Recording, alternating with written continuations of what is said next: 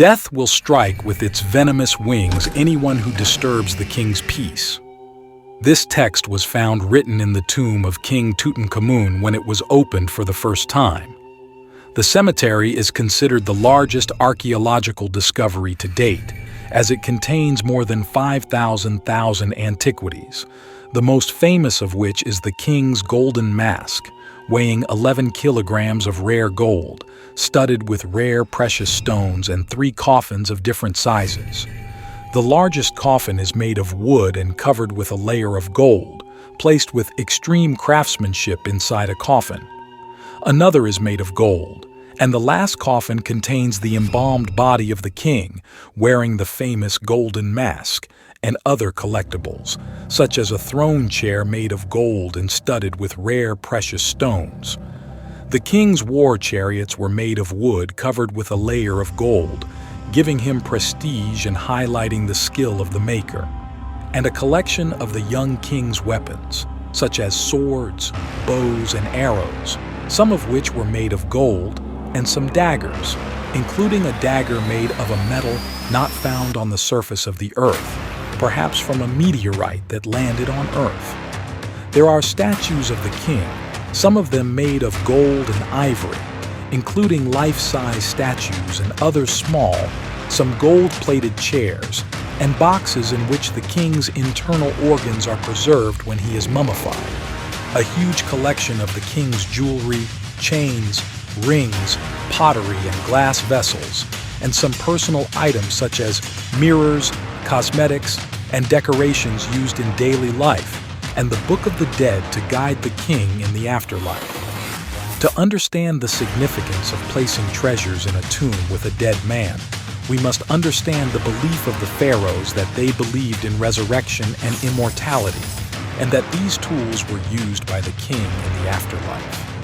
Perhaps this was the reason for their keenness to secure the tombs with mazes, traps, and some colorless, odorless toxic materials to avoid the king's treasure hunters, and perhaps in many cases, they seek the help of magicians and place curses on their graves.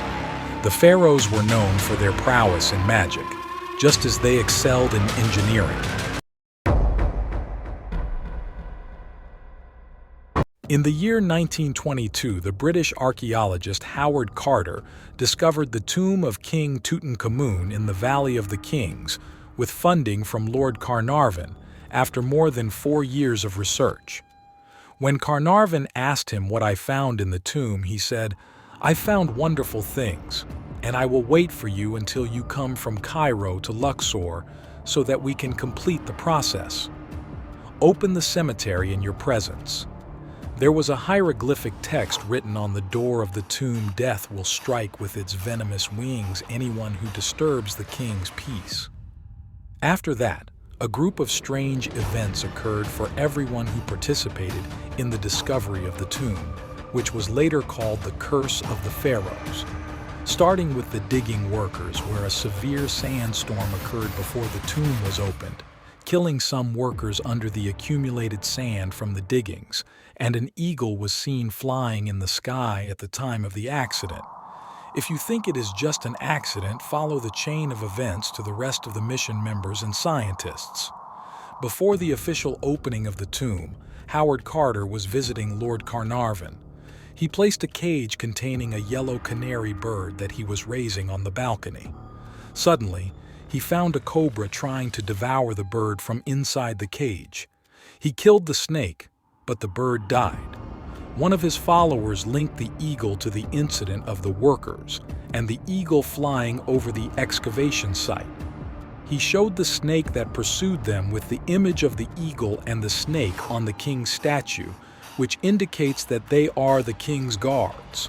He said to the audience, "Behold, the curse has begun."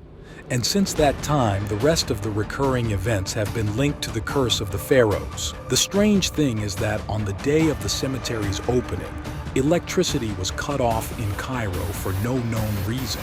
Until this time, about 5 months later, Lord Carnarvon, who funded the expedition, died of blood poisoning from a mosquito bite in the cemetery. A month later, George J. Gould died as a result of a high fever following an illness he contracted after visiting the cemetery.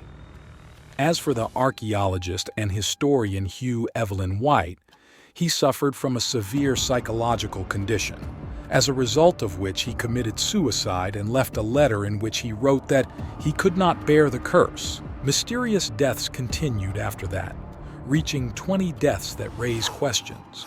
But the strange thing is that the discoverer of the tomb, Howard Carter, lived until 1939, but he died after a struggle with cancer that struck him after the opening of the cursed tomb. Share your opinion with us. Is there a curse of the pharaohs, or is it just natural accidents?